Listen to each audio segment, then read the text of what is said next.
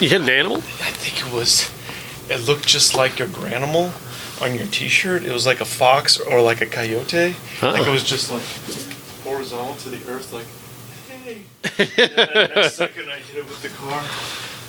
I was just done, my foster daughter, I just got done talking to her about like, I could hit a raccoon or whatever, I wouldn't care as long as it didn't look like a dog. And I literally just hit something that looked like a dog. Oh no.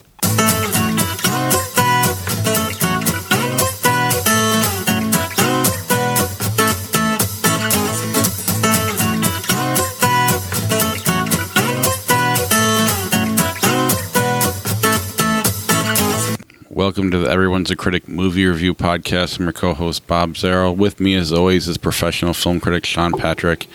And joining us this week, Michael Carlson's back. Michael from Galesburg. Thanks for having me. Michael Appreciate from Galesburg. A little IVN title. I'm Bob from Orlean. That's good. Visit us at ihatecritics.net, Everyone's a Critic podcast.com. We're on Facebook, Twitter, Instagram. Our handle is CriticsPod. There you can read Sean's reviews, watch the trailers, and see what movies we'll be talking about in the upcoming week, and even get a jump start. Tell us what you think about them, what you thought about them if you've seen them. You can even watch movies on our Facebook page this week. If one of us is motivated, we might check out YouTube and post any streaming movies. Patreon's the best way to help support the podcast. ihatecritics.net/Patreon. There's also a PayPal link and a merchandise tab if you want to support some of that as well. We're on Apple Podcasts, Google Podcasts, Spotify, Alexa, Stitcher. Subscribe to the show, rate and review the show. We'll read your review on the air. And that's it for the intro stuff. We'll jump right to trailers. We have 5 of them. We'll start with Lucky Day. This was with, oh my God, I'm going to lose his name from Back to the Future. Glover? Crispin Glover. Oh, Crispin Glover. It's good to see he's still working. Doesn't he live in Eastern Europe, like in Bulgaria or Czech Republic or something? I have no idea. Like I thought he lived in a church or something, like an old church. I just know he's a goddamn weirdo. That's all I know. Yeah, I mean, he was like the best part of Hot Tub Time Machine. And He's going to lose his arm any second now. I know it. Yeah. it's a weird-looking movie. I've read reviews. It's supposed to be pretty terrible. Can't wait, then. Is it out already, then? I don't know if it's played like festivals or something, but yeah, some people have seen it. I'm just glad to see him doing kind of a lead role. Like Doing something. He was in wasn't he in Ben? Not Ben, the rap movie. Willard, yeah. That's been a while now, too, though. Yeah, that was early 2000s. I like that. I mean, but it seems like whatever he's doing, he doesn't need to work or whatever, you know? He got that $1 million for his cameo appearance in Charlie's Angels, and he's just like, fuck it, I'm leaving. I can live within my means. Jungle Cruise, The Rock, Emily Blunt. I mean, if it's anything like Pirates of the Caribbean, which is obviously what they're aiming at, that's fine. That worked for me. I liked the first Pirates of the Caribbean. I liked most of the Pirates of the Caribbean. So yeah, I'm all right with this. Just feels like sometimes when you see trailers, you get transported into the room where they're making the pitch, and you're like, "And I'll get The Rock to be in it." Well, of course, I'll just tear off this check and hand it to you. You just fill out how much money you need to get this thing made. The Rock does feel like something of an anachronism in this, because I mean, a guy who looks like he's been in the gym all day is not exactly the guy who's operating a jungle cruise in the 1800s. Should have hired John Cena. When's the last time you guys went to the? Haunted Mansion wasn't that made into a movie too? Eddie Murphy was in that too. Any more rides at Disney we could make into a movie? But I mean, last time we went there, probably 2007, my wife and I, and like the girl riding, she was like in charge of the boat. She was just like, "Just kill me now," like her face. And my wife and I just sitting there, just laughing at this girl. She's like, like 19 or 20, and she's doing it. We're like, that poor girl. Today's the worst day of her life, and then tomorrow when she's running this ride, that will be the worst day of her life. Wow. But yeah, I mean, any other rides they have at Disney or Disney World, They haven't done It's a Small World or, the Hall of Presidents yet. Jesus. Can't wait to see the Hall of Presidents. Yeah, I mean, it kind of looks like they want to do Pirates meets Jumanji. Yeah. And they got The Rock. What, so. isn't Jumanji 2 coming out? Or Jumanji 3? Or whatever, 4? I don't know. Yeah, 2.5 or something like that. Earthquake Bird. Thriller, is that, who is that? Alicia Vikander. Yeah, Alicia Vikander. Single white female set in in Japan. Yeah, it's like single white female meets Lost in Translation. I don't know if we'll get more Lost in Translation and more single white female, but we're going to get one of them. I mean, I like her. But She just made a movie not long ago that nobody saw called Euphoria, where she was really great in it. It's about death. She can act. She's really good. They're making another Tomb Raider because she's that good. yeah.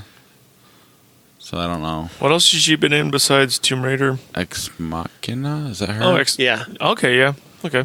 She's a naked robot. No big deal.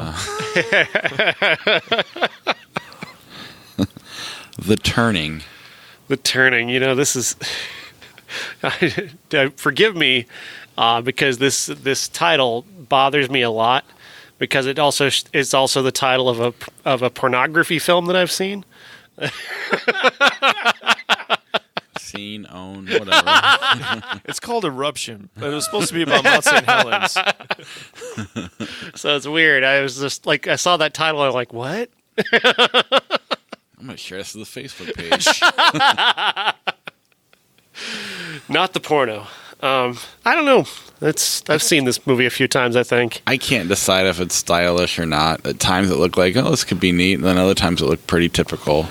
So it's got a decent cast. Mm-hmm. Who is that, Mackenzie Davis? Yeah. But it looks like it's more typical than stylish. I don't know.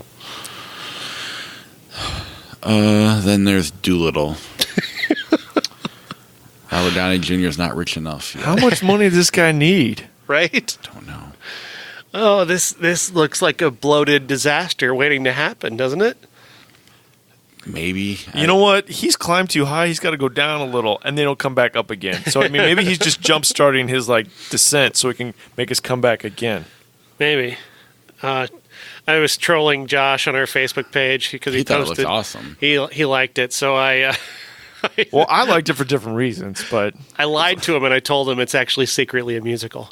Well, it does kind of play like a musical in the trailer. Yeah? Almost, without the music.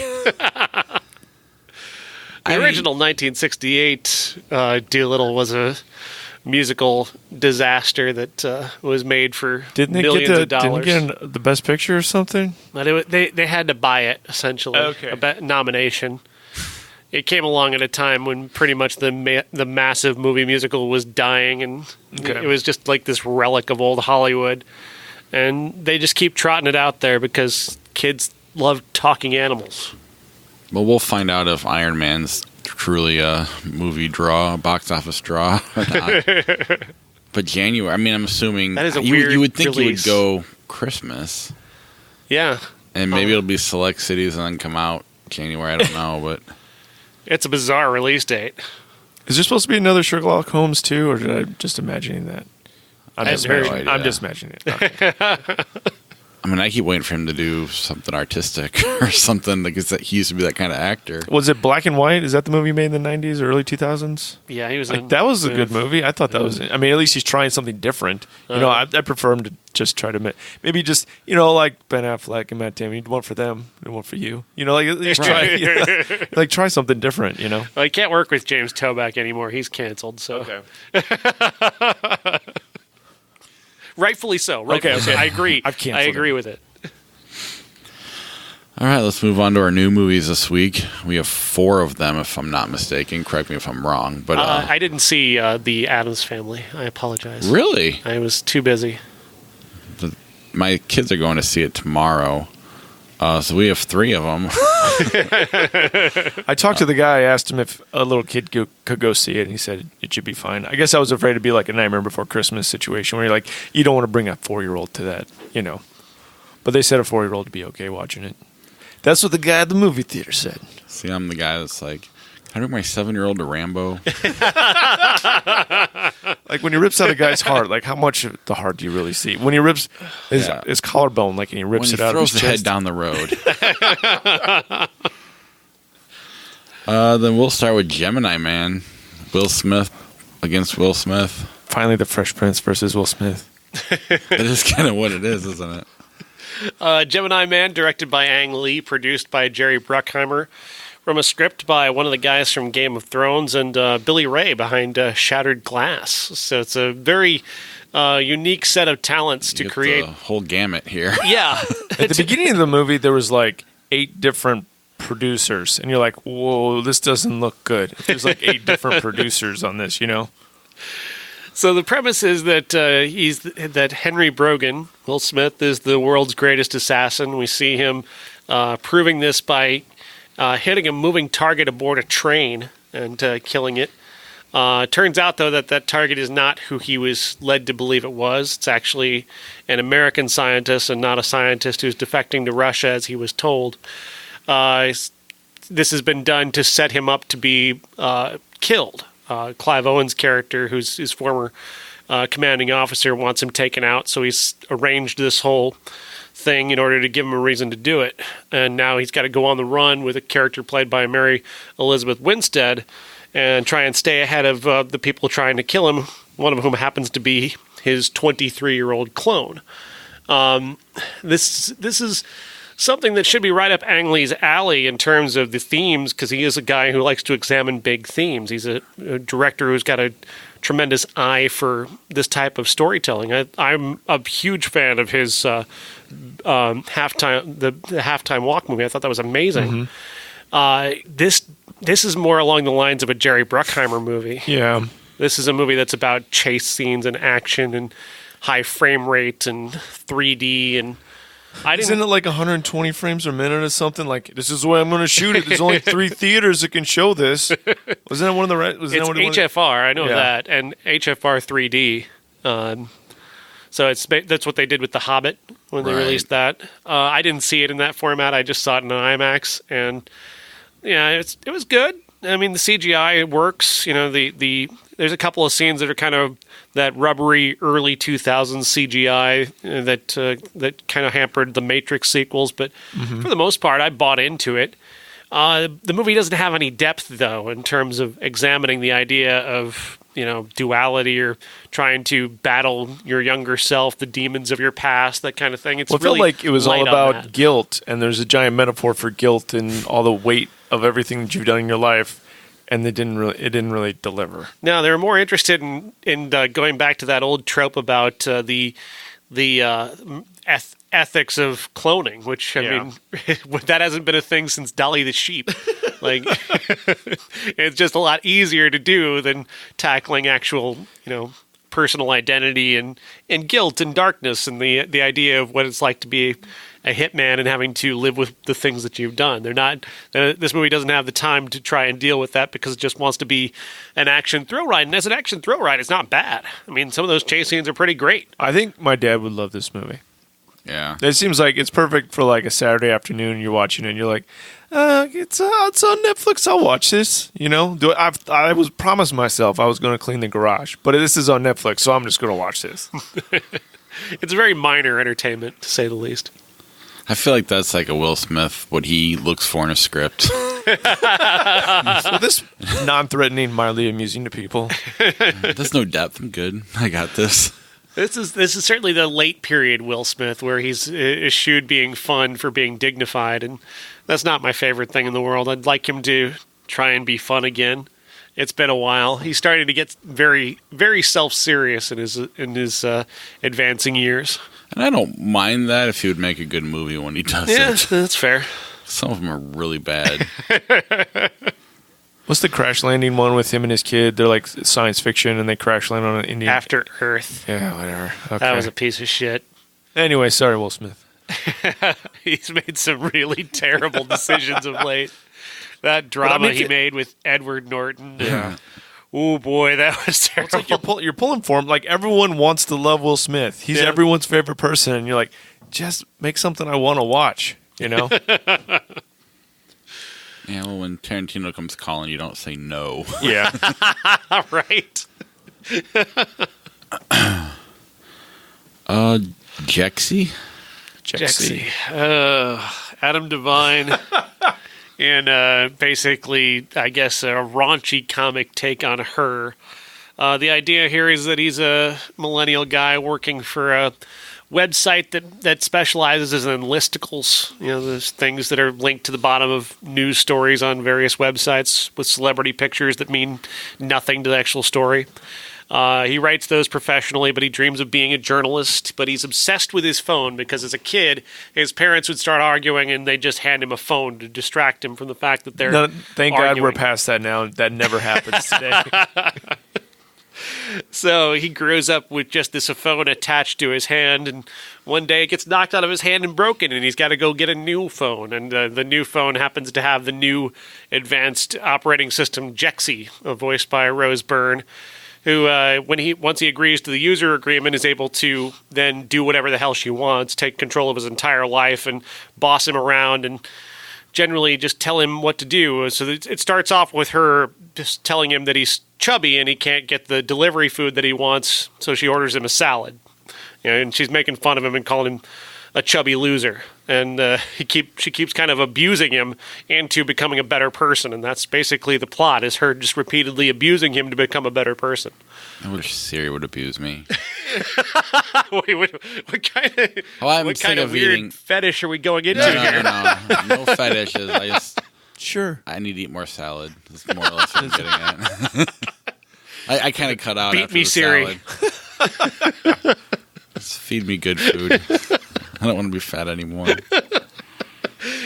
Oh yeah, that's the motif that's here, and of course there's this being a very average or below average comedy. He's got a love interest who's well above him in terms of attractiveness and maturity, and would have absolutely no interest in being with this guy other than the fact that they're in a movie together and she's required by the plot to be with him. And be extra hot beyond his means. Yeah, pretty much. My wife always gets mad if there's like a big age difference or if there's a hot difference as well. Like if she's a 10 and he's like a 4, she gets pretty upset. Or if she's 50 or if he's 50 and she's 20, she gets pretty upset too. Yeah. I have a hard time with a lot of the classic movies we look at because you got the 50-year-old man and the 23-year-old woman in almost every movie. Well, it feels like Adam Sandler picks whoever the hottest girl is at that moment and puts her in the movie with him. That's true. Oddly enough, though, I don't have a Melissa McCarthy or whoever. I didn't have a problem when she's like her and the Duplass guy when they got together. I bought that. I don't know why, but when it's guys like Adam Devine, it does bother me. He's just not to my taste. I just don't care for his style, and especially when in stuff like this where it's a lot of the comedy is based off of his just sweaty, desperate, manic energy trying to make this stuff funny, like trying to really radiate his body into making something funny. It doesn't work. It just comes off as sweaty and desperate, and the laughs basically come at you're uncomfortable with how embarrassed you are for him. Did you watch Game Over Man, the Netflix movie? Did you watch Workaholics at all? A little bit.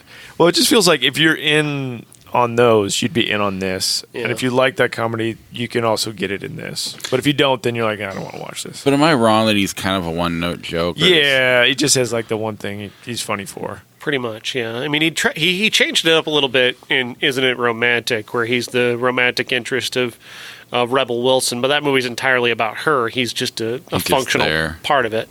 Okay. This movie also has one of the stupidest developing comic tropes that I'm really coming to hate, and that is this thing where groups of characters adopt a movie at random and decide that it's the most classic movie ever made.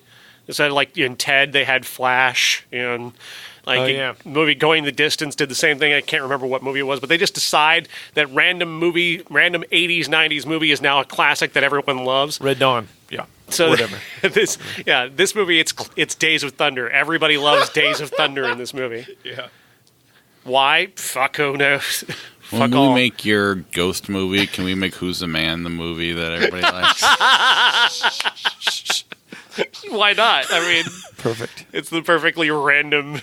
We've decided this is a classic movie.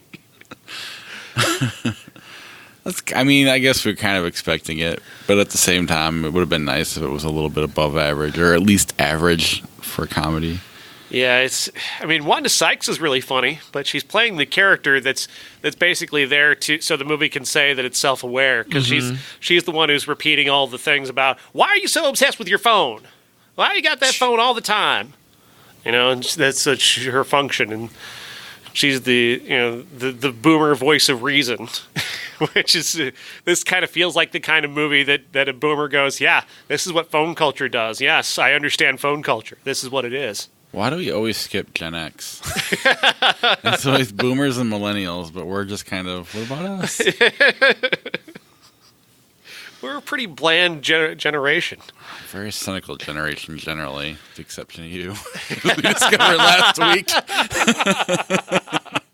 But isn't that kind of our what they give irony, Gen X? cynicism, yeah. Right. Ironic to the point where we don't even realize we're being ironic anymore, which is why millennials are now where they are, where they don't even know what a joke is anymore. Right. Like, you cannot tell me, no one can watch this movie and have the same reaction to the Days of Thunder joke, whether they're being serious about it or whether they're being funny about it. You can't tell. They don't even know if they're making a joke.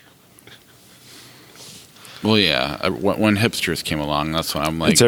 Are they kidding? Are they... Those pants are too tight, doing that mustache ironic? looks silly, but at the same time, he really loves it. So I don't know. Does he really like Pabst Blue Ribbon? I know Grandpa does. It's basically piss water. Does he enjoy it? I don't know. Along those lines, there was a Netflix movie, A.M.I, which we decided to add to the show this week. I saw that one, yeah. Did you watch it? I did, and I kind of liked it. I kind of liked this. No way. I was like, no way is he going to like this. I was thinking the same thing. Ow, I hit my head. I kind of enjoyed it, but I think the Jexi experience kind of set me up to like this one more, because I think it's a better version of that story. The idea here is that Debs Howard plays Cassie. Cassie's mom has been killed in an accident that also left her with a head injury. She's been very different since the head injury. She's become distanced from her friends. She's estranged from her father, who's become an alcoholic.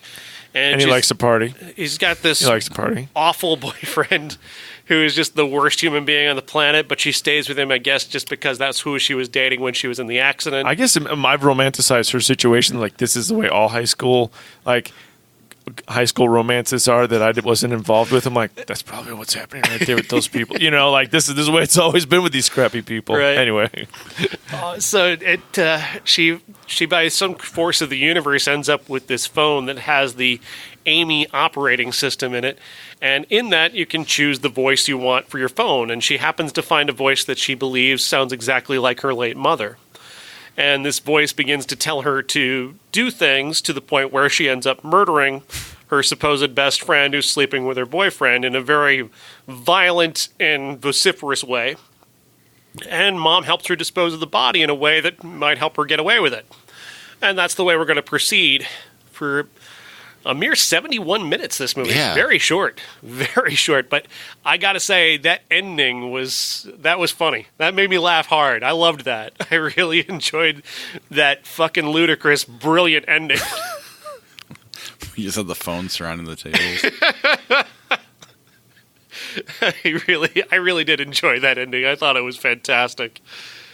It's more ambitious than Jexi. It's got more, it's got more of an idea to it. It's got as opposed to that movie, which is just kind of the comedy of point and laugh at that thing. Aren't these people with their phone obsessions funny? This one takes the obsession with phone culture to a logical extreme, like to the most extreme possible. And I kind of like that. Yeah. The boyfriend's just sitting there and he's like, I want porn.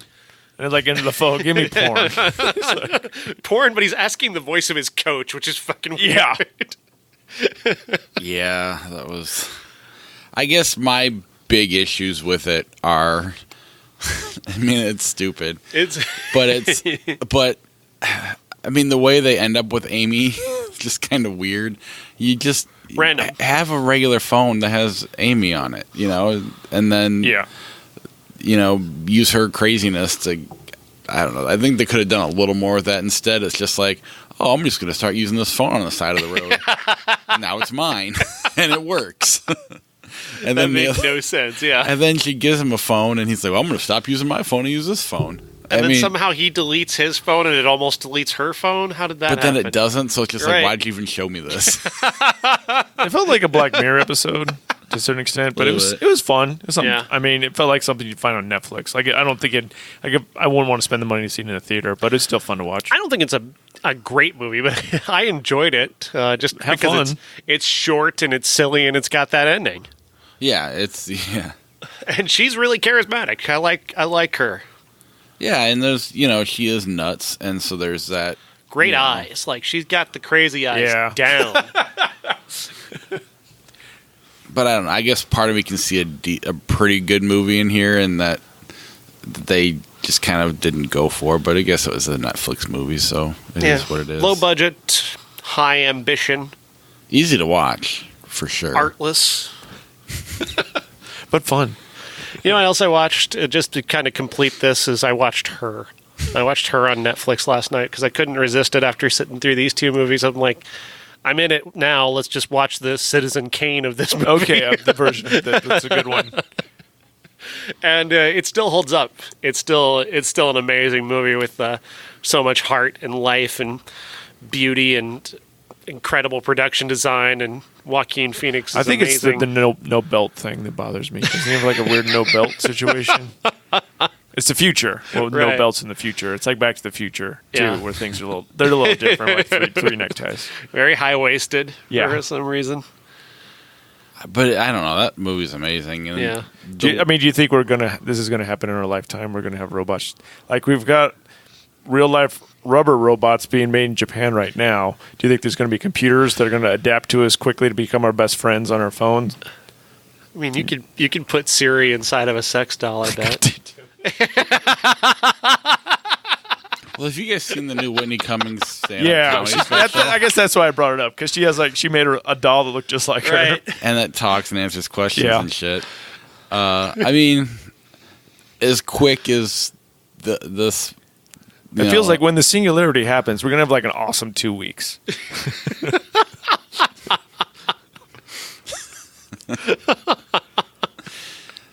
I don't see it happening, though. I don't know.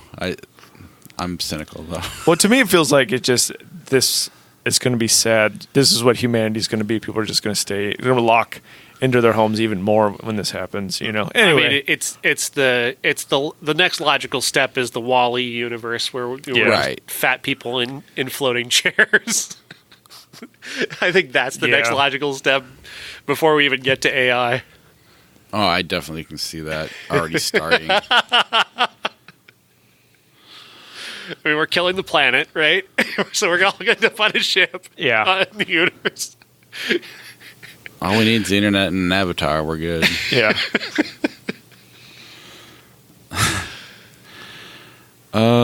Anything else on Her or Jexi or Amy? Just that this whole thing about telling people to just put down your phone, I think we all get it, dude. We don't need to consistently be told you need to get off your phone. What's the Jim Jarmusch movie? The one the zombie one. The Dead Don't Die. That was just like, I'm going to preach at me about my cell phone. I'm like, it's not like 2001, dude. Anyway. Yeah, so that was the lamest fucking joke. Just the zombie with the phone in their hand. Oh, look how clever we are. That's basically all of Jexi, too. And that's why I like Amy, because it's not that. Yeah, they almost don't know how to use phones in that movie. Yeah. What's this thing? Hey, it's on the side of the road. I think I'll use this. Hey, you sound like my mom. I'm going to go kill people. All right, let's move on to our Undisputed Classic. Ladies and gentlemen, this is the main event for the linear, legitimate, and universally recognized Undisputed Undisputed Classic. I can only assume you picked this because Jexi's like her and Spike Jonze directed her, That's what I was thinking. so he directed this. No, I picked it because Gemini Man, Will Smith versus Will Smith. Nicolas Cage is playing. Okay. I thought it was the. I remember you did say Gemini Man, and I didn't get it. Yeah, there's It two is Will pretty Smiths. thin. There's two Nicolas Cages. It made sense in my head. I haven't not Obviously, seen. Her should have been the classic, but I mean, Well, we did Her on the podcast when it came out, Yeah. so I. it's Adaptation, 2002, starring Nicolas Cage as Charlie Kaufman and his fictional brother Donald. It's the story of how he was asked to adapt The Orchid Thief, a real-life book by real-life reporter Susan Orlean, which is pretty much an unadaptable book. It is actually about flowers, and not actually a movie with a book with a story or Storyline, yeah. a narrative, really. And the struggle that he has trying to adapt it to the point where he begins to write himself into it as a way to find some sort of narrative through line. It's an absolutely brilliant up-your-ass movie. It's just so inside of itself. And it's kind of the perfect lead into Synecdoche, New York, where he goes really even further up his own ass, but in a most wonderful way. I just adore Charlie Kaufman's style, aside from maybe Anomalisa, which was not my favorite movie, but This is the claymation one, or yeah, okay. that one. But his other stuff is just he's the most unique storyteller going today, and it's a shame he doesn't work more. Yeah, have you ever heard what's her name? Susan Orlean. Susan Orlean? Yeah, have you ever heard her explain how she found out about this movie? No. I watched like a 10-minute, Q&A session she had, and she was like, "Well, I knew they couldn't adapt this book, but they tried to anyway." And I was like, "All right, see what you can do." And they say we got this new up and coming screenwriter. He did Killing John Malkovich, and she was like, "Pretty sure it's Being John Malkovich, but okay." And she's like, "Okay, whatever." And then eventually they go, "All right." When he's done with it, they want to have a meeting with her, and she goes, "Okay," because let's meet for lunch. And they want you to get something to drink, and she's like, "Well, I don't really drink at lunch." She's like, "Let's just have a drink. It's a celebration." She's like, "Okay." So they got her nice and drunk and let her read the script, and she's like, I can't let you make this movie." And then at one point, she got him to. One of the things was this movie can never be shown in Ohio, where she's from. My parents are going to watch this movie. I guess one thing I liked, as you're getting older, you see Meryl Streep. Like, there's like an old person love scene. You're like, this is nice. Old people have sex. It's not just young and beautiful people having, Right. And then just Cooper. Chris Cooper? Chris Cooper, yeah. And he was just like, I'm the smartest man I know. It's like, dude, this is the best. He's just so much fun to watch in the movie. Like, his character is so much fun. And then, it's hard because Nicolas Cage, you're like, is he a good actor? Is he not a good actor? Is he acting at a new level? But is his performance and everything, like, is he living art? Like, does he wake up and everything is like a living art piece to him? Like, is he really acting in this? Maybe I'm thinking too much about Nick Cage in his day to day. But it's like, has he ever acted good? I don't know. Is this a scam? He's just running a scam on everyone? I don't know.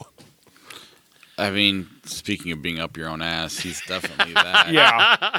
But in a way, he's a genius. But both characters are so different. Yeah, that just shows you. Yeah, he's working on. He a knows level what here. he's doing. Yeah, But didn't Charlie Kaufman invent a brother, and then his brother also got nominated? For an Oscar. Yeah. yeah. Donald is not a real person. He never existed. That's fantastic.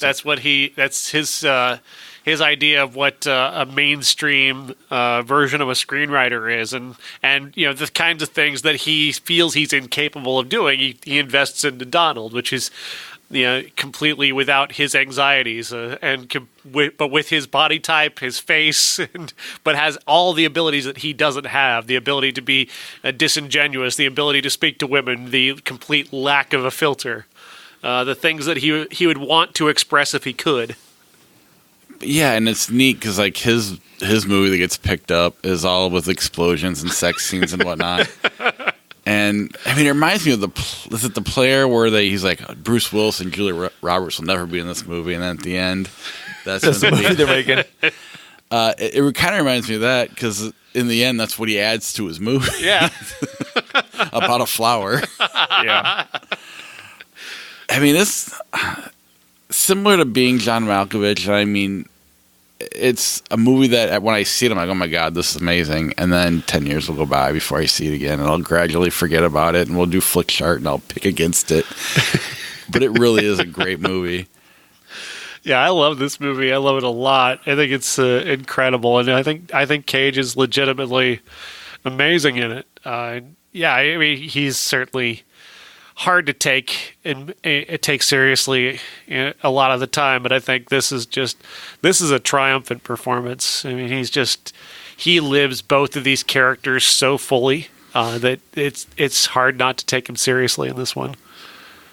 I'll be honest, I've liked Nick Cage a lot probably in the last 7 to 8 years when he stopped doing the blockbusters or when he wasn't getting the blockbusters as much. Like his downturn makes me like him more.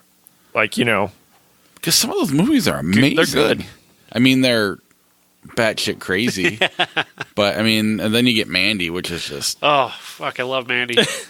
like a black metal opera. Movie. Was it Drive Angry? Is that what he did? Another one? Was it Drive Angry? Is that what it was? Anyway. Yeah, that was a really It was so I loved it. It was so bad. Mom and Dad was great. The movie about the Army of One was amazing. I think everybody should go see that immediately. I think they literally start making the movie. Well, it feels like it's nice to see him having fun, but I don't know if I don't know what's acting, what isn't. I don't know where he starts in the character. I don't know. Because we went to the Mandy thing. Kevin Smith did a Q&A, and you got Panos Cosmatos who can't put a sentence together. You got the other actor who's normal, and then you got Elvis or whatever you want. Whatever. He walks in a gold suit with glasses on, and it's just like, okay. And it's... he knows what he's doing. He's keeping you guessing, and there's something kind of amazing about that. I don't know. He's like a wrestler. He's like, he's living his gimmick. Yeah. Like, this is where, like, where does one begin? Whether you like Ric Flair or whoever, like, we're blessed to be in a time that he's Kayfabe's alive. still real. Yeah. Yeah. He crossed the line years ago and just never went back. It's like, fuck it, I'm going to buy an elephant now. In Valley Girl, he shaved his chest hair in a very specific way. Maybe it's just ever since then, and this is a reality. That's an interesting point. Though, yeah. like he's been crazy for a long time. Yeah. Like, right. He tried to. Did you've seen Peggy Sue Got Married? Yes, of course. He tried to. Piggy. Sorry. He tried to destroy that movie. I mean, he tried very hard to destroy that movie because he's like, basically, I'm gonna do this voice whether you want me to or not. I'm gonna be as goofy. Yeah. You want me to be normal, but Yeah, I mean, it's when he became a star, which even then, like, Con Air is the reason people like it's because of him. yeah. So bad. Right. but it's fun. I can't help but say it to myself regularly. Put the money back. Like, what? That's my favorite all-time gif is him getting off the bus. The sun in his wind in his face. And even Face Off, like, to me, I feel like if I would have found that in the bargain bin like I did Mom and Dad and Army of One instead of, being the number one movie of the weekend, I would have appreciated it better. If that came out today with Travolta the way he is and Nicolas Cage, Wow. that would be great. You think they should do a shot-for-shot remake, but just today, as they are today? I think we should just pretend it never happened and then re-release it. Or they just switch the roles. They could switch the roles right now and Alright. remake it. Oh, God, what would have happened if he was Superman? Oh, wow. That is an alternative universe I want to live in. He's got that weird neon suit. I watched the documentary. There's like a weird neon one. That was kind of, whatever. It would have been interesting. I mean, Mullet Superman. Yeah. is he the closest thing to Andy Kaufman we got? Maybe he is Andy Kaufman. Maybe that's what happened. And Jim Carrey just thinks he is. We went to the Ghost I had worse seats than Bob did, and it was part of the it felt like very much theatrical, like The band Ghost. The band Ghost. It kind of felt like musical theater to a certain extent, and it almost felt like some of the stuff that he would say. I was like, this feels like Andy Kaufman, like the lead singer, and it feels like it's very much similar to what Nick Cage is doing. You're like, this what's real? What is acting? What is what? I don't know. Doesn't make sense that it's successful. Yeah. But somehow it is. Yeah. There's a ton of kids here, and everybody's yelling "Hail Satan!" What is going on? I'm not kidding. That's what happened. I sent you that message. I was like, if there's no live crucifixion in this thing, I'm going to be really disappointed. Nicolas Cage is probably one of the ghouls. Or Yeah, whatever. He's got a mask on his face. Sounds right up his alley. Anyway. Continue. I mean, if you haven't seen Adaptation, you need to see it. It's an incredible movie. Yeah, it's on Amazon. Is it through Showtime? I don't know. It's free. Through Showtime. But go see it right now if you haven't. Or if you have, you forgot about it. So go And see it then again. Charlie Kaufman, he did Spotless Mind too, didn't you write that one too? You wrote that, yeah. Man, yeah. That's another one, too, Yeah. where in the moment I'm like, this is the greatest movie I've ever seen. And then it's like, Well, I don't know. well, you just, flick chart. Yeah. It's good. I like it, but I wrote the most up my ass review of this movie back in 2002. I basically wrote myself into the review just to play off the motif of the that's movie. funny. Yeah, don't like rereading it. not really. That's funny. All right, 1989, we've got 6 new movies. Where to start? To Kill a Priest, Christopher Lambert, Ed Harris. I watched the trailer. I've never seen that movie, but it's got Christopher Lambert, the Highlander. Lambert, yeah. There could be only Lambert. one. Yeah. Based off of a true story. Polish revolutionary priest who's very charismatic. The CIA basically allowed him to be killed on their watch. Did it look good? Not really. Christopher Lambert is not a great actor. Really? You sure? Halloween 5, The Curse of Michael. It is 5, right? Not 6. Yeah, it's The 5. Curse of Michael Myers. For me, though, I came of age when Nightmare on Elm Street 3 and 4 came out, and those were mine. And it felt like 4 and 5, or 3 and 4 for. Or no, 3, 4, 5, and 6. Yeah, those are the ones for Halloween that I really enjoyed. Especially the girl. You're like, I don't. I mean, I like girls, but I'm not really. I could see myself with this girl. It kind of brings you in, I had so much fun growing up watching these movies, but they're not good. I wasn't able to watch them growing up. I mean, I've seen them since, and even when I think about it now, I'm like, you really think Rob Zombie's is that bad? It gets worse, and it gets worse from here too because I just keep going. This is the I find this to be the most forgettable of all the Halloween movies. I mean, at least the other ones are terrible on a level that is memorable and exciting. This isn't even terrible in a memorable and exciting way. It's just bad. It just sort of lays there. Did you fall out? You might be. That cord's acting weird. This one? Okay. You had it for a second. I mean, Did I hit the button? Sorry. no, the button's fine.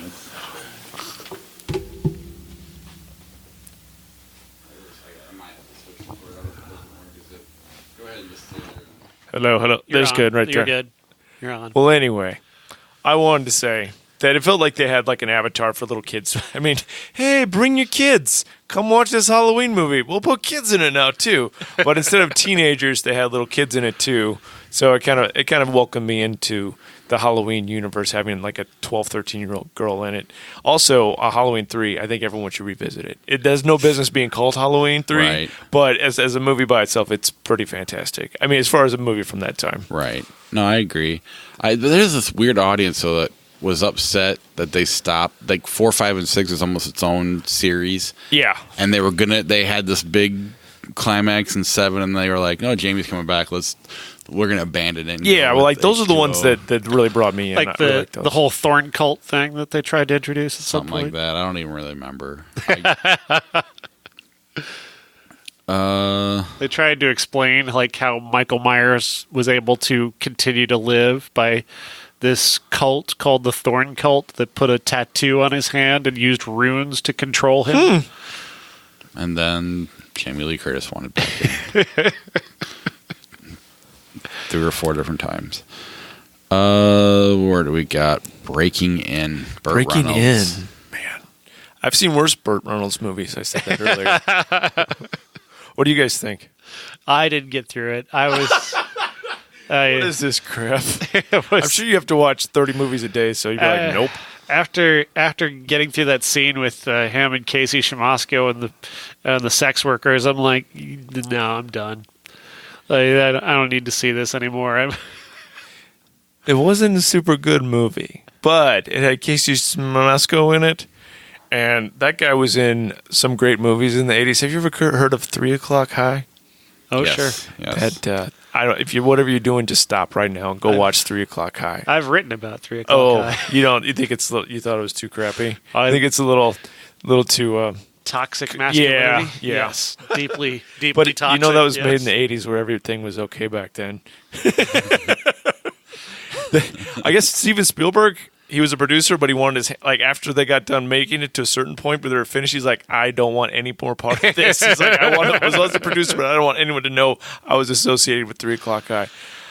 It's fun watching this guy. He was like the 5th guy in Young Guns, Casey Shamasco. It's like, hey, and we got that guy. And he was one of the gang members in Stand By Me. He was also that, and he was also a gang member in Biff's gang too. So he's in all these all-star cast movies, but he's the other guy in Yeah. those movies.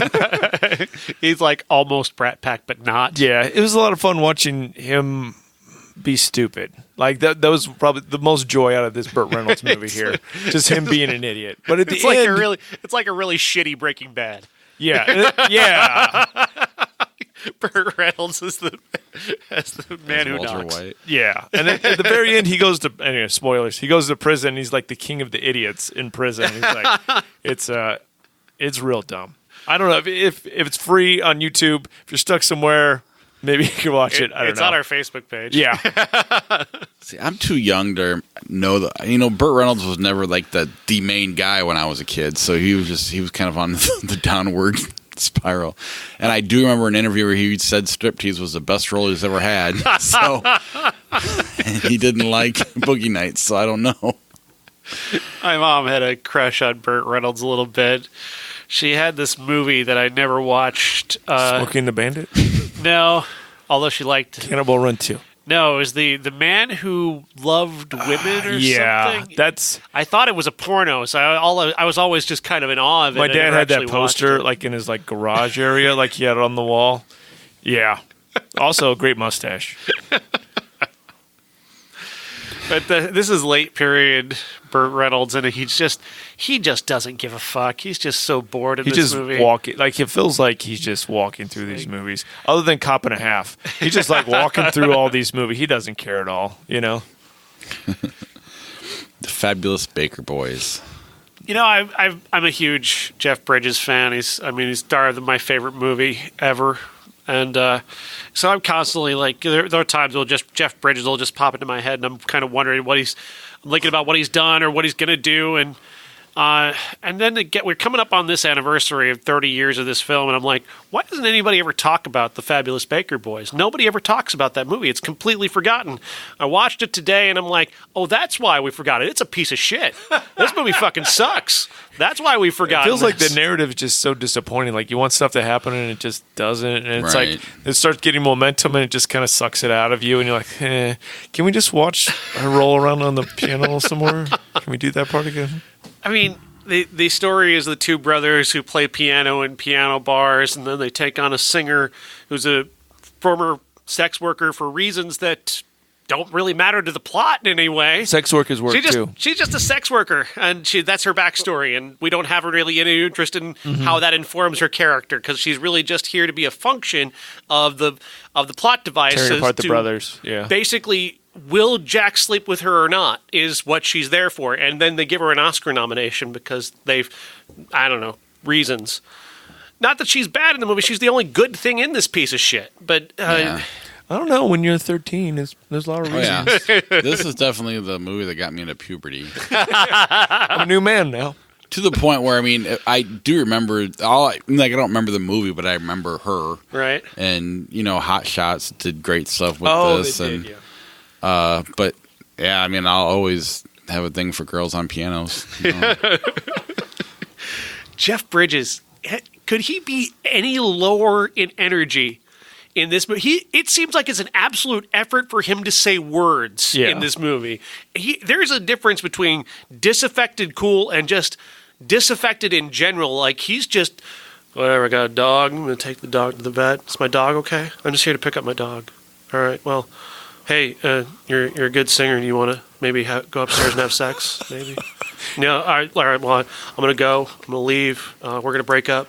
We're done. It's like these people are movie stars. These people are actors for a reason. It's because you want to see them do their thing. And if you're just sucking all the energy out of the scene, you're like, why am I even watching this? I was blown away. I've never seen a legitimately bad Jeff Bridges performance, and this is a bad performance. Blown Away is okay. This movie, by the way, Which Blown Away are you talking about? The one with the Corys? The two Corys? Or the other Blown Away? The one, okay. This movie got 4 Oscar nominations. Really? Michelle Pfeiffer, Okay. the editing for whatever. Editing. The score got a nomination. And I'm like, what about that score? That score is a piece of shit, first of all. I mean, yeah, the piano parts, for the most part, they're all right. But there's a point in this movie where just out of nowhere, just completely, it's like they left in a temp track somewhere that is just the worst alto sax synth mix that I've ever heard in my life. I felt like I was being assaulted. Whoa. This is 80s movies that got saxophone in it? that means sex. This is the It means worst. Oscars. All this was a driving scene. It was just really? the driving from the hotel to the hotel. Okay. That's all they're doing. And they switch the score for this 3-minute period for no reason. And then they go back to the piano shit. What the fuck? I was so mad. It hurt my ears so much to hear that. Sometimes they don't realize how bad it is in the moment. I mean, we talked about The Morning After a few years ago, and I think only I saw it, but Jane Fonda got nominated for an Oscar, and that was one of the single worst performances I've ever seen in my life. Opposite Jeff Bridges, oddly enough. You know why this movie got all this attention? Michelle Pfeiffer. Michelle Pfeiffer and dirty old men of the Academy. I mean, really, Oh, truly. my goodness. The elderly fucking academies hearing this beautiful, gorgeous woman singing songs that were From their lifetime. From their lifetime, their youth. The songs that they loved as children. That's familiar. I like that. I think of the That's Familiar review from The Simpsons all the time. Anyway. Just the image with that. Yeah. See, that's bothering me because now it's like you got the prepubescent us, know, Right. 12 to 15 or whatever Andy we were. Williams.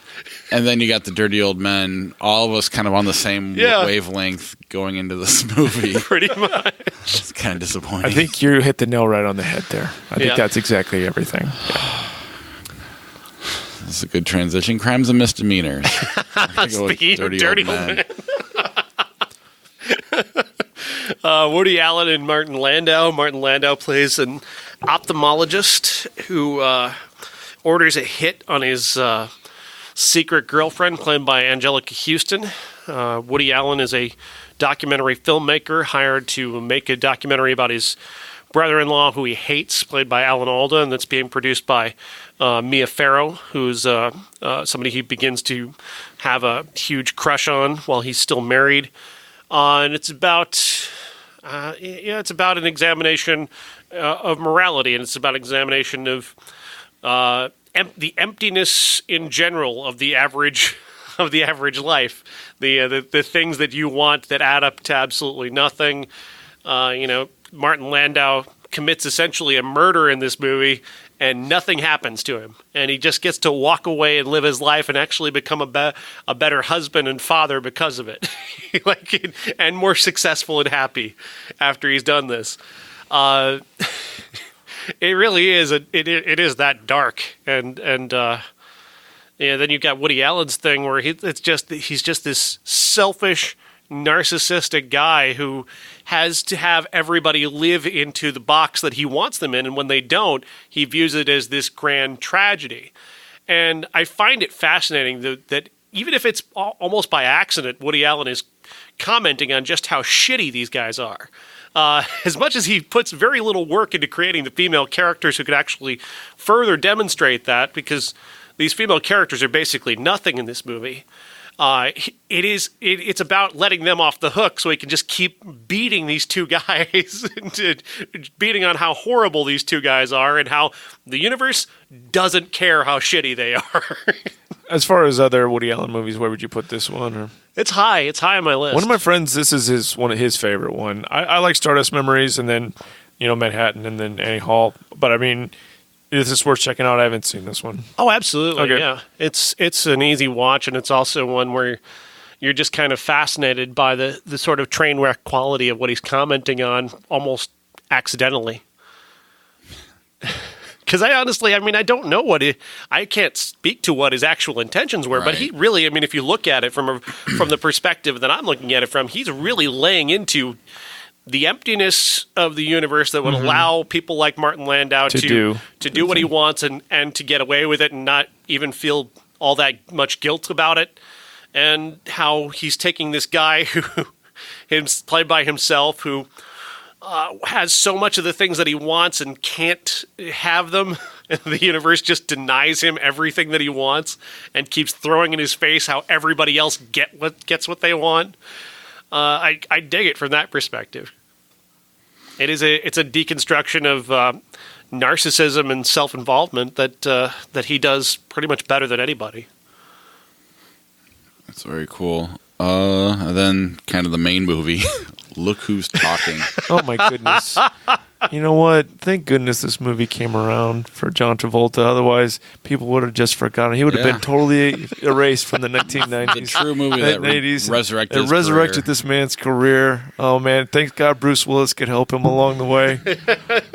Kirstie Alley. Oh my goodness. But it is like, once again, there's just people on the screen in this movie.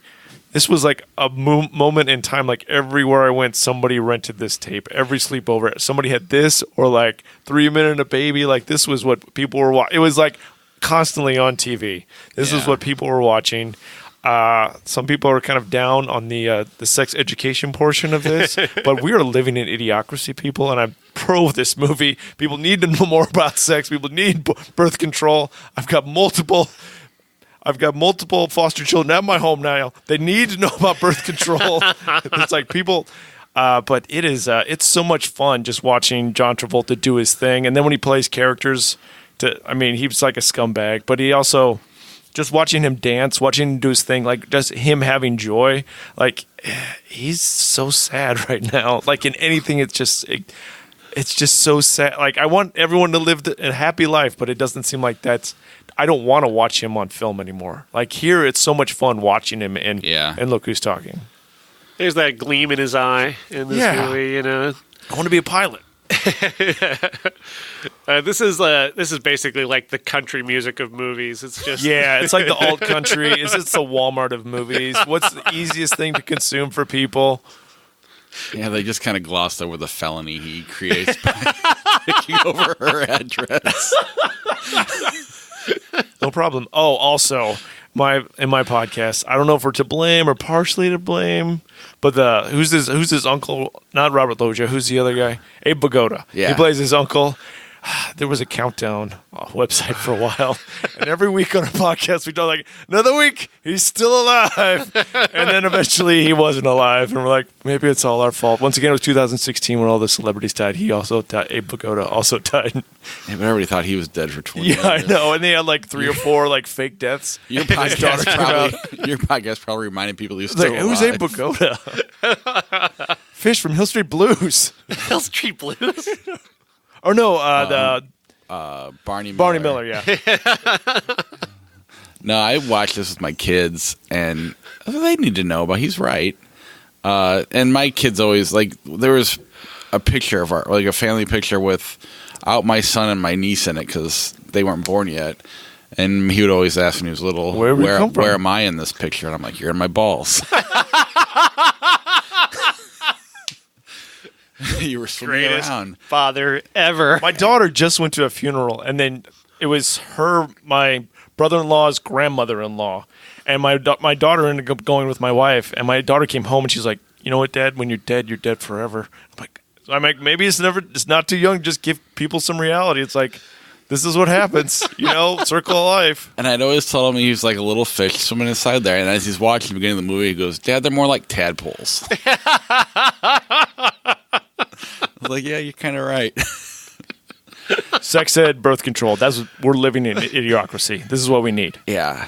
But at the same time, they were just like, I don't want to watch this. They were fighting me tooth and nail. I'm like, just get to the point where the baby talks. And then once Bruce Willis started talking, it took a while, but about halfway through, one of them had to go to the bathroom. And they're like, pause it. I don't want to miss it. I ended up loving it. Not just Full House, but this movie and multiple other movies, including Cocktail, Beach Boys, everywhere. Another Beach Boys song. We're bringing it back. I feel like all the other like 60s and like good 60s and 70s bands are like, I'm not putting my movie in any of these, putting my music in any of these 80s movies, with Beach Boys all for it. Oh, Mike Love will rub his shit all over everything. Where do you Where's want my me? check? I need my check. Yeah, I'll do Full House. Hell, I'll put your star in my band. Yeah, it's Jexi, fine. Jexi. He can play drums. I don't care. He's so handsome. We'll get some carryover strange. Anyway. We just won't mic his drums. Yeah. What were you going to say? Nothing. I do remember, though, as a kid, when I watched it, we were not allowed to watch the first part, 12 minutes of it. I saw it in the theater. I remember seeing it in the theater. I did not. I remember specifically seeing it at a friend's house and us having to sit in the other room until it was time to come in. And then, but I think it's good to see like a powerful single woman too. I mean, she's pretty strong. I mean, she's a career person. She's doing this by herself. I mean, it's good. I think it's a good movie. I mean, it's not a good movie, okay, but it's a good message. It's got some good messages within. Yeah, I mean, everybody's kind of an idiot. I mean, they're yeah. But it's if nothing else, it's fun. I don't know. What do you think, Sean? Do you like it or not really? I hate country music. I like I like old country. I like 70s music. Willie Whalen. It's just it's just one of those movies that's just it's so fucking bland that anybody can watch this and enjoy it. You'd never have to think about anything. It's just you think it's just vanilla ice cream of movies? It truly is. It's Garth Brooks, just I hear something that's happening, but it sounds like it's an upbeat. Fuck, yeah, I'm great. All right. Yeah, it's like, apparently it's good. He's sold out 5 nights in a row, but it made like $1 bajillion, and it made 2 sequels. People wanted to watch this even though it was trash. But it was fun. Anything else on Look Who's Talking? Can't believe we're talking about this fucking movie.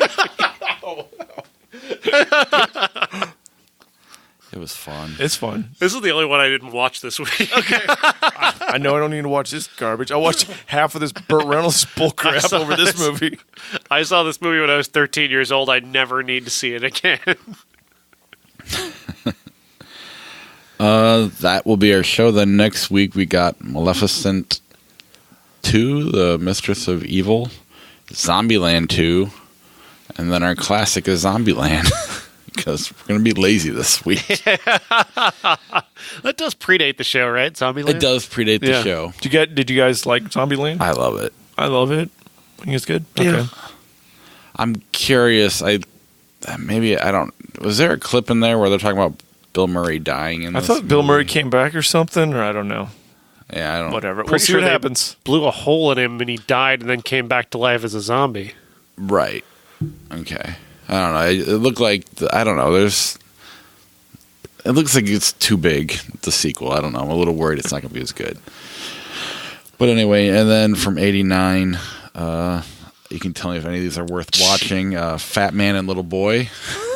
It's about the bomb. Yeah. I don't know. It seems like we watched it in social studies in like 11th grade. Gross Anatomy. Matthew Modine. Prequel to Grey. I watched Gross Anatomy. It scared me to death of like college. I was like, college is you couldn't have to. And I just thought college would be a lot harder than what it was. And this was like doctors have to study a lot harder than normal people. And then Next of Kin. Oh, wow. Swayze and Liam Neeson. It's got Bill Paxton in man. it too, I think. This is his follow-up to Roadhouse. There's The mullets Roadhouse. galore. Roadhouse 2, next to King. Liam Neeson's. He's making his own. He makes his own bullets. He's super trash. I mean, he plays a person from a mountain person. It's I think. Who else is in it? Who's the love interest? Oh God, I don't remember. I thought they were kin. I didn't know they had. Well, like the love interest, she plays the violin, and then she comes down to visit the family. Oh, you played the fiddle.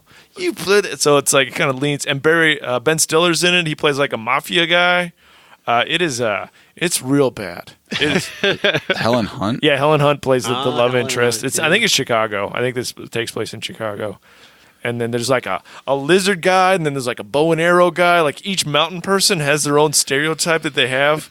And there's a Baldwin. It's not Billy Baldwin. I think it might be I think it's the one it's the non-Baldwin Baldwin. Baldwin. Adam? The one you don't Adam like. Baldwin from DC Cab. From Sean's Twitter fights. He got in a Twitter war with Adam Baldwin did. once. Was Adam Baldwin? Yeah, he's anti-gay marriage, so I had to school him. Poor guy. Still? 2019? I know. But yeah, like I said, that's our show. I do want to thank our Patreon supporters for helping support the podcast at the key grip level. Charlie Messing and Jason Bryant at the character actor level. Cousin Jeff, Christina Cato, Zach Covemaker, and Josh and Beth Paul. The special effects level, Sarah Morrell and Corey Finneran. If you want to be a Patreon supporter, head over to ihatecritics.net/Patreon to help support the podcast. There's also a PayPal link if you just want to make a one-time donation. And then there's our podcast merch. Tell your friends about the show. Spread the word. And I guess we'll see you next week. Do you want to play a little flick chart, or you got it going? All right, American Wedding or Highlander? American Wedding. There could be only one. Which one's American Wedding? That is. That's like the 5th American Pie movie? Something That's like that. the 3rd. The last one with the I would most rather original have cast. Highlander. I do like American Wedding. Jason Biggs That's shows fine. his penis. Oh, isn't there Full Frontal in the movie with Adam Devine? Oh yeah, you do see his dick in the movie. Yeah, Don't you see that in the Netflix movie too? Yeah, the Netflix one too. He's a pathfinder. He's blazing trails for these male nudity in film. Good for him. Gone with the Wind, Mulholland Falls. Which one's Mulholland Falls? Nick Nolte, crime movie. No thanks. Which was the other movie? Gone with the I'll Wind. just go with the wind. Fine. Gone with the Wind is so long. Shit. It is on your top. It's better than Mulholland No, Falls. Sound of the Music is on my list. Not Gone with the Wind. Better than Mulholland Falls. It is, unless it was on This is like Josh's. everyone's like a 50s No, it was on gangster or Josh. whatever. It must have been on Josh's list. It wasn't on my list. So like a 30s or 40s gangster. Everyone's got 3-piece suits or whatever. That's Mulholland Falls. No thanks. Yeah. I would prefer Mulholland Falls over Gone with the Wind. I can't. That movie's so fucking long. I can't deal. I mean, I wouldn't watch either of them ever again, but I'll just say Gone with the Wind because it's supposed to be better. Vanilla Sky, The Nightmare Before Christmas. Vanilla Sky. I'm going Nightmare. I'd rather do Nightmare. Well, isn't there isn't there a Spanish Vanilla Sky too? Yeah, I saw that one. I thought that was better. I agree. I kind of feel like Cameron Crowe didn't know what he was doing. Yeah, it's not like he's just like, look what I'm doing, guys. It's like, oh, okay. Dr. Dolittle, the 1998, or The Abyss. Jesus. You guys didn't like The Abyss at all, huh? No. I didn't rewatch it. I just never... Like, I knew people loved it when I was a kid, but I just never really... Like, I kept watching it. I'm like, I'm waiting for it to click, and it never really did for me. Well, to me, like, I really like the Ed Harris performance, but other than that, nothing else really lasts. Like, everything else is just... I didn't hate it. It was just kind of there. Mm-hmm. I guess I would suffer that before Dr. Dolittle. Okay. What would you suffer? I'd like Abyss. I'm an Abyss fan. I'm an Abysser. We got conventions. First Blood, Some Like It Hot. Some like it hot.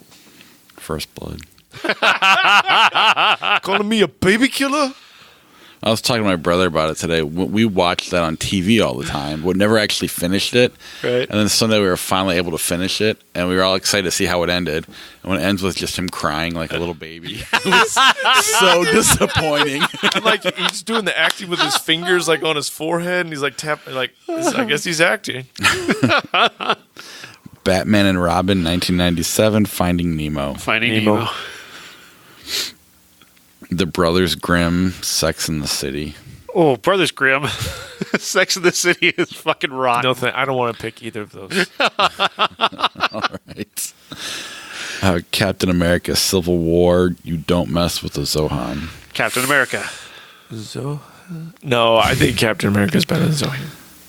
Even though I don't like Civil War, I will go with that as well. Ooh, One Flew Over the Cuckoo's Nest, Goodfellas. Oh, wow. Goodfellas. That is. But I like Cuckoo's Nest too. I think it's Cuckoo's Nest for me. Honestly, yeah, I think so too. Okay. I think I would watch Cuckoo's Nest before I watch Goodfellas. That said, I've watched Cuckoo's Nest last, and sometimes that matters too. Yeah. Ask me next year, 90, when we do that Goodfellas. The Maltese Falcon, Zodiac. That is tough. That's two different things. Man, that's tough though. I just watched Zodiac again. I really like that. That whole in the basement scene when they're looking through the posters or whatever, that's just chilling. Such a good scene. Yeah, I'll go Zodiac. Yeah, I'll do that. I'm with you. I love Maltese Falcon, though. The Bodyguard, The 40-Year-Old Virgin. 40-Year-Old Virgin. I'll do that too. That's fine. but like, I felt like The Bodyguard is also one of those milquetoast alt country movies that everyone, you know what I'm saying? Yeah. Like that song played about 30 times a day on the radio station. Everyone loves The Bodyguard. It's got Kurt, it's got Kevin Costner. got Kevin Costner in it. And then, like, you have the cover of the movie, and it looks like he's holding Whitney Houston, but he's not. It's somebody else. He was too diva to be there. Yeah. Drop Dead Gorgeous, 1999. Along Came Polly, 2004. Drop Dead Gorgeous. Drop Dead Gorgeous. No question. People need to watch the movie today because they don't get my references when I reference it. I don't think I've seen that movie. Are you serious? What is it? It's like a mockumentary. I haven't seen it. Haven't seen it. Also, it's got the star of Look Who's Talking in it. She plays one of the mothers. It's pretty fantastic. Maybe I have. About beauty pageants. About beauty pageants. Now that It's got one of Charlie Sheen's wives in it. actually, it's possible. It's been a while, but I won't get the references because I barely remember it. But The Others, Saw 3. I like Saw 1, and I really like Others. I saw all of them. You did? That's good. I like them as a collective more than anything. So why do you like Saw and not other crappy horror movies? I think because Saw has an idea. Okay. Whereas most other horror movies don't have an idea behind them. I think Saw is about more than just the demonstration of gore. I think there's a point and purpose to what they're doing there each time. And I dig that. And I like Saw 3 a lot. I think The Others is a better movie. I agree. Up against each other. Saw as a whole, as a franchise, I think is a better overall thing, but Others is a better individual movie. I'm with you. With the Saw movies, it's like 1, 2, and 3. Like, I know for a fact 3 was written as a different movie. And How many are there? 7, 11 Saw movies? 7, right? I think 7. Because they did the main 6, and then they ruined it with this newest one. Okay. Rush Hour, Cold Mountain. Cold Mountain. Cold Mountain's better. Yeah. Even with there's weird accents, but still better.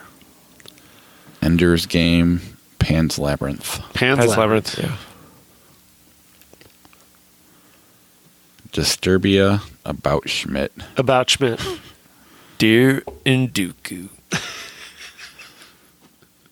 I think it's really good. I think it's also about just a movie about just like your life's not really going to be what you think it's going to be, like just take it what it is, don't get upset, Right.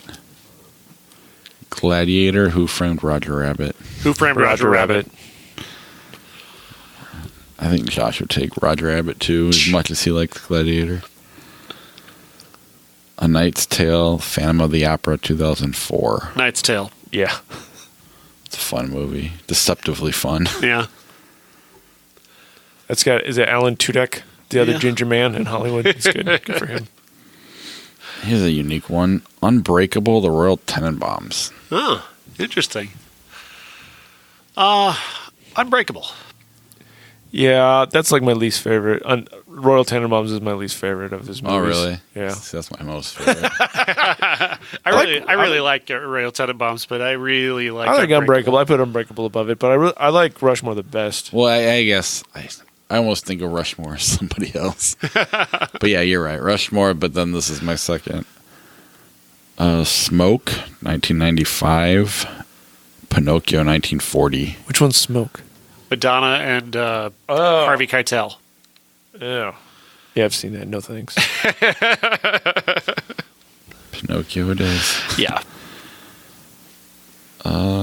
Anything fun to end this on? Borat or Ray? Borat, without a doubt. Actually, what did I like? No, you liked the performance a lot, That's but right. you didn't like the movie. Yeah, I'll go Borat. Yeah.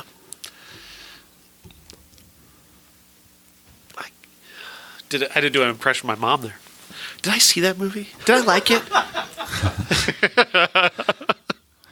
Sometimes you see so many movies. A Few Good Men, The Sting. A Few Good Men. Yeah. Wanted to go out on something funny. Stand By Me or The Punisher, 2004. Stand By Me. Stand By Me. The X-Files, Ben-Hur. Yes, Ben-Hur? I don't know. The X-Files. This is the first X-Files? Fuck Ben-Hur. 1998. That one's good. I go with that one. I'd never watched the X-Files show or anything. Anything? You didn't know anything about it? There's Yeah, I knew it podcasts. existed, but I never X-Files watched files? it. You never listen to X-Files files? Well, I figured I gotta watch the TV show Yeah, I guess you're first. Scream 2, Remember the Titans. Scream 2. I don't like Scream 2. Why you gotta remember the Titans on there? This is with Denzel? Yeah, Going with that. I like Remember the Titans I do not. enough. I'm a big Scream fan, but then I guess that's, it just episode 1's coming out, disappointed with that. Scream 2's coming out, disappointed with that. I put them in the same category. Scream 3 really sucks. Yeah, real bad. That's a shitty movie. Yeah. All right, last one. Alien versus Predator versus Screwballs. Screwballs? This is the Canadian film Screwballs? Yes, 1983. I'm going with Screwballs. I don't- As am I. Okay, sure.